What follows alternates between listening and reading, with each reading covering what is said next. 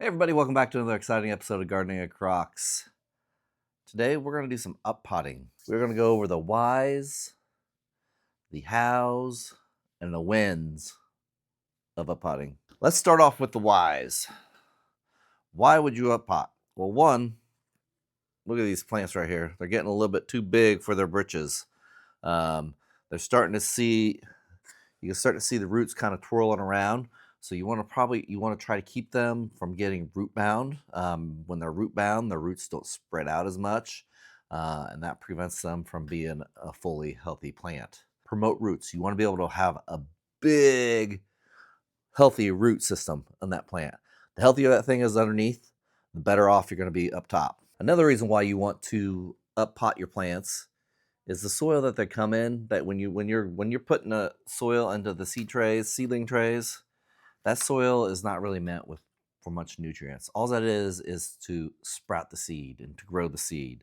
So when you put them into an uppotted plant, you're going to get a soil that's more nutrient dense, something that's going to be able to hold nutrients, and something that's going to be able to give you a better quality soil, a better growing medium for these plants to grow in, to get big, to spread their roots and everything. Another reason why you want to do this is having a bigger pot to plant these in.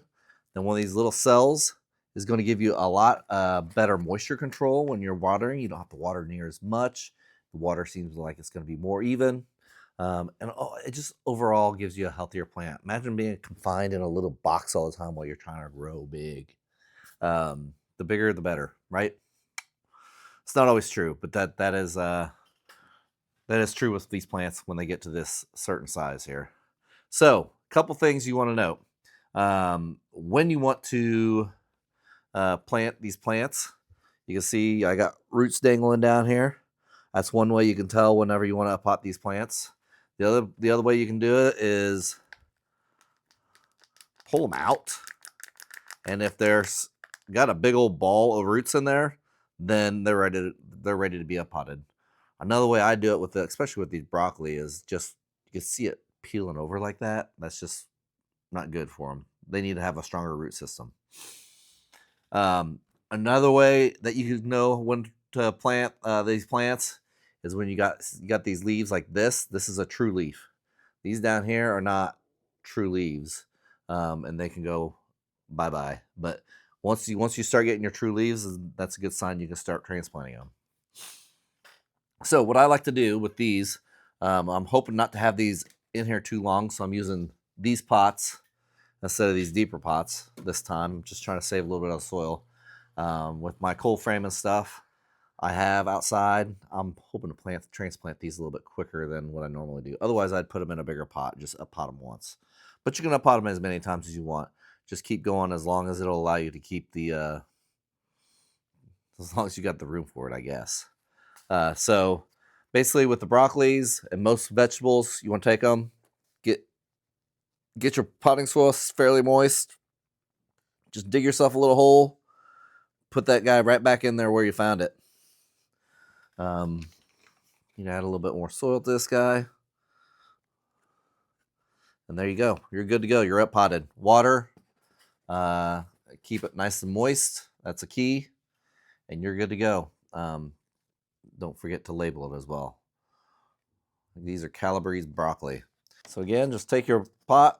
I usually do a couple fingers in the hole. Put that plug into the hole. And you're good. I usually try to do these whenever it's time for me to thin out. A lot of times, I had two of them grown in that pot, in that cell. I'll thin them out as I go. Take the better one and put it into the soil, or if I can pull out two of them out there, if I need them, I'll put two of them in it. I'll separate them out into two big pots. This is the product. I got two of them here.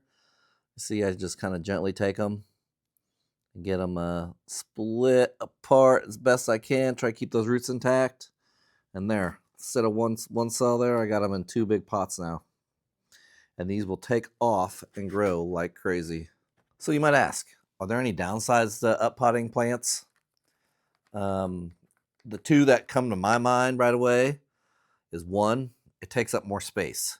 You're definitely taking up more area here when you're taking these because you're going from this little itty bitty 9, 12 cell tray, whatever, to a big tray that holds 1, 2, 3, 6, 18 cells. So that's one downside, is you got to have the space for it. So it does take up some space.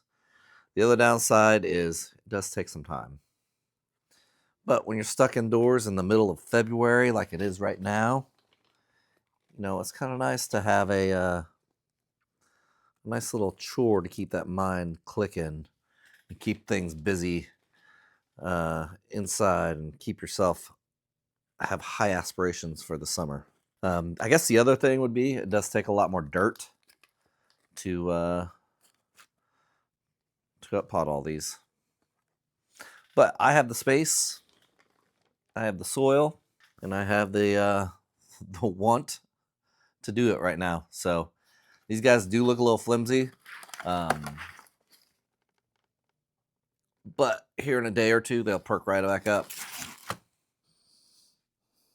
All right, everybody, there they are. They do look like they're a little bit flopped over, but I can guarantee you they will look a lot better here in a day or two.